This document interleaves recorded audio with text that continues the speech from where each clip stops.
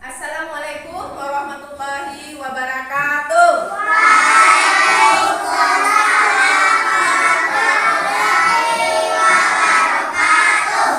Nah, sebelum memulai pembelajaran, ada baiknya kita berdoa terlebih dahulu. Ketua, siapkan. Siap, gerak. Hormat, gerak. Tegak, gerak.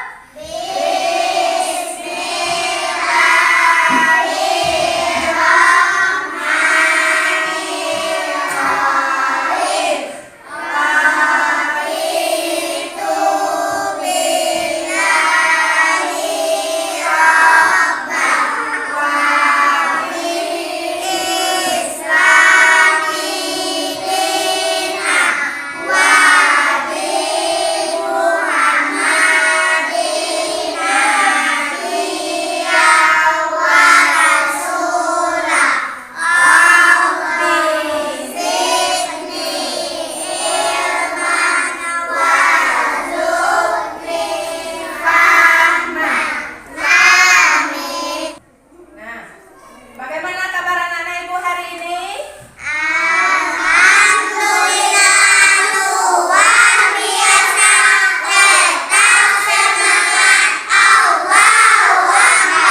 Nah, bagus. Apa ada anak-anak ibu yang tidak hadir?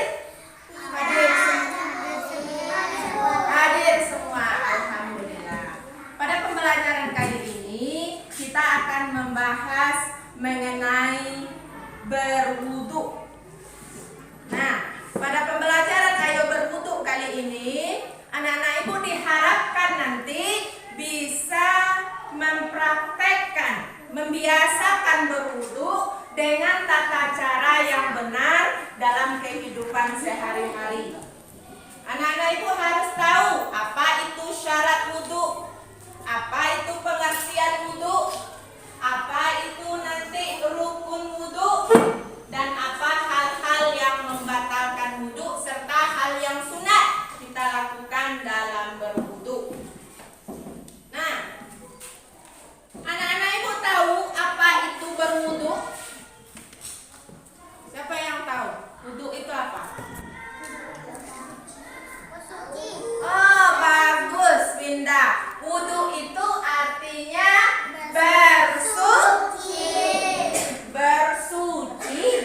bersuci dari hadas kecil. Apa itu berwudu? Menurut istilah, bersuci dengan membasuh anggota wudu menggunakan air yang suci lagi bisa mensuci. Basuh anggota wudu menggunakan air yang suci dan mensucikan. Nah, berwudu merupakan syarat sahnya salat. Kalau kita tidak berwudu, maka salat kita tidak sah. Maka kita harus berwudu terlebih dahulu. Nah, sekarang ini ibu sudah membagi anak-anak ibu menjadi 4 kelompok. Kelompok pertama akan membahas mengenai syarat wudu. Kelompok 2 membahas mengenai rukun wudu. Kelompok 3 membahas mengenai sunat wudu. Dan kelompok 4 membahas mengenai hal-hal yang membatalkan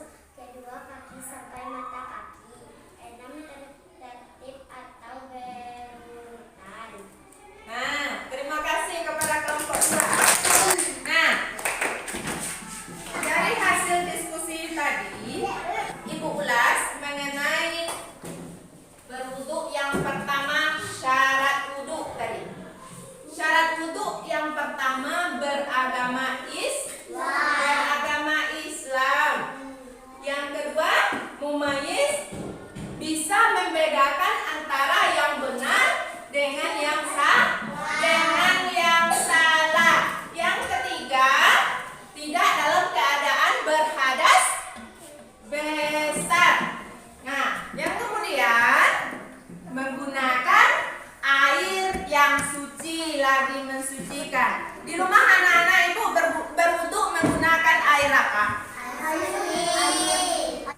Air sungai bisa digunakan untuk berwudu? Bisa. Air sumur? Bisa. Nah, kemudian air hujan bisa? Bisa.